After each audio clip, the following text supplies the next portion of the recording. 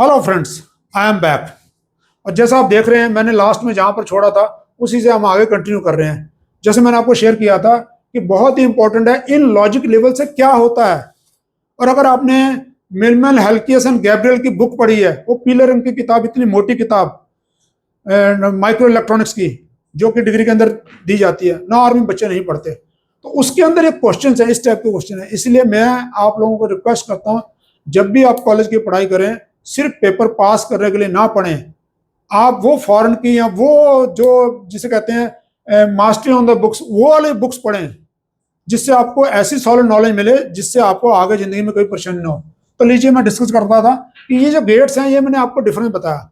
अब इसका फर्क क्या पड़ता है, अब देखिए ध्यान से।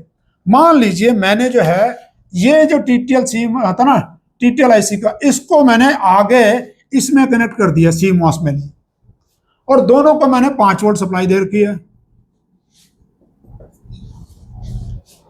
अब देखिए क्या हुआ भाई साहब, देखिए तो पता क्या हुआ।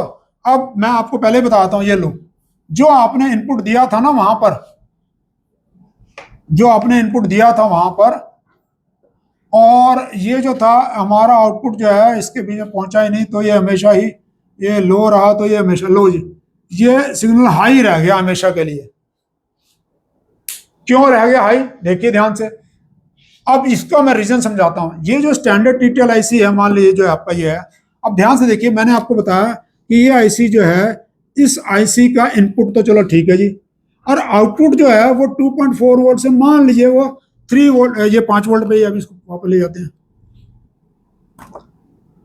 5 वोल्ट है, ये 3.5 वोल्ट है।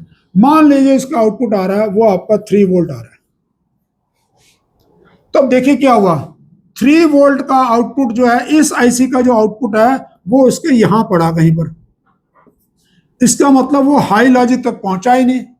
इसका मतलब इस सीमास आईसी को हमेशा ही 0 मिलेगा, क्योंकि यहां पहुंचेगा 3.5 वोल्ट से ऊपर पहुंचेगा तभी से हाई मिलेगा ना।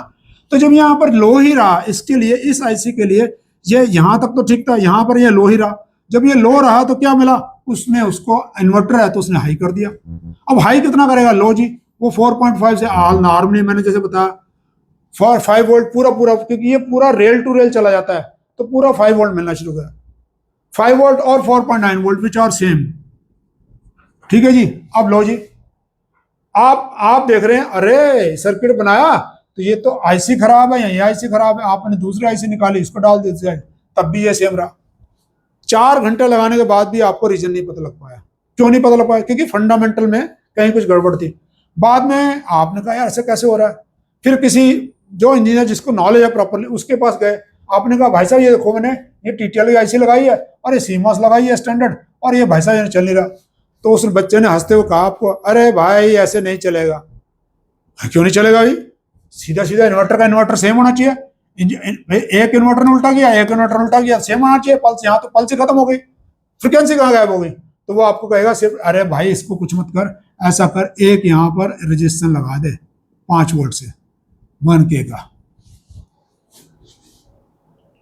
वो कही यार, अरे भाई क्यों लगा दो, तो कह रहा लगा तो सही, पहले देख तो सही क्या हुआ। जैसे उसने रजिस्टर लगाया तो यहां पर वापस पल्सेस आने शुरू हो गए, जो आपका इन्वर्टर था ना वो वापस आना शुरू हो गया। अब वो बड़ा हैरान है कि भाई एक रजिस्टर लगाने से क्या हुई, तो उसको समझ में नहीं आ रहा। तो ये एक वो रीजन था जो मुझसे डॉक्टर जोशी ने पूछा था, और मैंने उनको ये आंसर दिया था। मैंने कहा सर जो है ना डिफरेंस ये है, ऐसे करके मैंने इशारा किया था। कहते व्हाट इज दिस। तो फिर मैंने उनको ये बताया, मैंने कहा सर स्टैंडर्ड टीटीएल आईसी का जो आउटपुट है वो जो है वो सीमॉस आईसी के इनपुट में नहीं पड़ रहा, जिस वजह से उसका आउटपुट खत्म हो गया। And he said very good, क्या करें फिर। मैंने कहा सर कुछ नहीं करना, एक रजिस्टर हम इस वोल्टेज को उठाकर इस बैंड में कहीं ले जाना है। तो जब वोल्टेज को ऐड करना होता है, हटाना होता है, तो हम पुल अप करते हैं। पुल अप मीन सप्लाई के साथ में हमने रजिस्टर लगा दिया, हमने पुल अप कर दिया। अब क्या हुआ, अब देखिए ध्यान से, ये वोल्टेज बढ़ कैसे गई, ये वोल्टेज बढ़ कैसे गई, इसकी बारीकी समझाऊं मैं आपको। तो लीजिए सर, ये देखिए, हर आईसी के इनपुट के अंदर एक इनपुट इंपेडेंस होता है और एक आउटपुट में होता है। जैसे ही मैंने ये यहां लगाया तो पता क्या हुआ, यहां से एक करंट, पहले एक करंट यहां से जा रहा था, अब एक करंट यहां से भी जाना शुरू हो गया। तो क्या हुआ, मान लीजिए ये जो है आपका 100 किलो ओम का रेजिस्टेंस है, तो पहले जो था वो जो वोल्टेज बना के बना रहा था वो 3 वोल्ट बना रहा था। जब एक आई ऐड हो गया, क्योंकि V बराबर होता है I इंटू आर, अब आर तो फिक्स था, बट अब क्या हुआ, I1 प्लस I2 हो गया, इंटू आर हो गया। इसका मतलब जैसे I2 ऐड हुआ तो वोल्टेज तो बढ़ेगी बढ़ेगी ना, कौन रोक सकता है। तो वोल्टेज यहां पर आई, जैसे आई तो यहां से। अब उस भाई को ने रट्टा मार लिया, उसने कहा अच्छा अब समझ में आया, जब भी टीटीएल सीबॉक्स ऐसे गेट दोनों अलग अलग टाइप के लगाते हैं तो वो लगाना शुरू कर दिया। अब अगली बारी क्या हुआ, उसको रिक्वायरमेंट आ गई ये वाली, ये सीमॉस था और ये टीटीएल था। भाई ने रजिस्टर लगा दिया, तो रजिस्टर लगा दिया तो फिर बाद में किसी ने पूछा भाई ये रजिस्टर क्यों लगाया, अरे क्या बात कर रहा है, रजिस्टर लगाए बगैर चल ही नहीं सकता। तो उसने कहा अच्छा नहीं चल सकता, तो ऐसा कर यार एक बार रजिस्टर हटा दे। उसने उसके कहने पर रजिस्टर हटा दिया, सर्किट अभी भी टनाटन चल रहा था। अब वो फिर सिर माथा पकड़े बैठ गया, भाई अब क्यों चल रहा है, पिछली बारी जब लगाया था तब नहीं चल रहा। क्योंकि पढ़ाई रट्टा मारने से नहीं होगी, इंडस्ट्री रट्टा मारने से नहीं चलती, इंडस्ट्री चलती है समझने से। और समझोगे कैसे, समझोगे जब आप लॉजिक को क्लियर करोगे।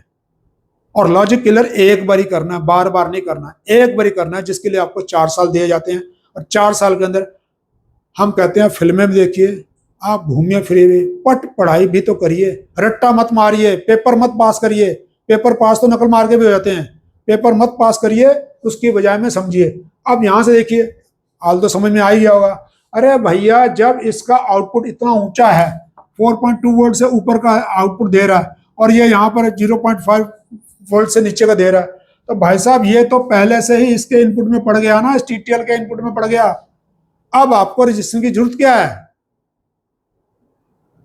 और एक भाई ने और रट्टा मार लिया, कहता भाई ऐसा करो, इधर से जाते समय ना पुल अप करते हैं, तो इधर से जाते समय पुल डाउन कर देते हैं, लो जी। फिर रट्टा रट्टा नहीं मारना, समझना है। तो समझ में आया। उस इस क्वेश्चन से, जिसमें टीटीएल से सीमॉस को चलाने के लिए मुझे मेरी पहली job as an R&D engineer मिल गई थी, टाइम और इलेक्ट्रॉनिक्स कंपनी अशोक विहार के अंदर।